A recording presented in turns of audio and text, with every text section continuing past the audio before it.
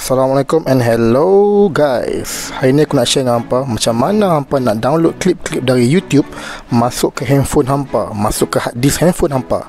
Okay, first buka handphone hampa and klik pada YouTube. Okay, dah buka YouTube. Contoh sekarang ni aku buka page Ustaz Abid Liu. Okay, apa perlu kita buat mula-mula ialah kita klik pada button share. Okay, klik pada button share. Okay, copy URL ataupun copy link. Klik pada copy link. Dah copy semua, hampa tutup, hampa buka browser Google Chrome ataupun anything lah.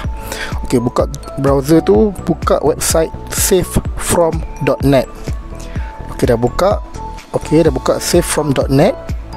Okay, pergi ke atas, ada bahagian tu online video downloader. Masukkan link, paste link kat kotak tu.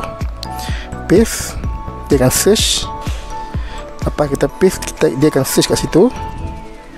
Ok, klik Ustaz tu punya. Ok, klik download tu. Ok, ada MP4. Pilih nak resolution mana. Ok, 720 or 380. Contoh sini aku klik pada 380. Once dah klik, oh ada iklan. Normally kalau website free ni ada iklan lah. Tunggu saat. Okay, dia buka kat sini website page tu. Okay, ada 3 titik belah kanan tu. Klik situ. Okay, klik 3 titik tu and then klik download. Maka selesailah dia di situ. Masuklah file ni ke dalam handphone hampa.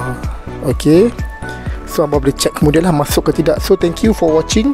So kalau rasa ilmu ni bermanfaat, tolong share, tolong subscribe, tolong like and tolong komen.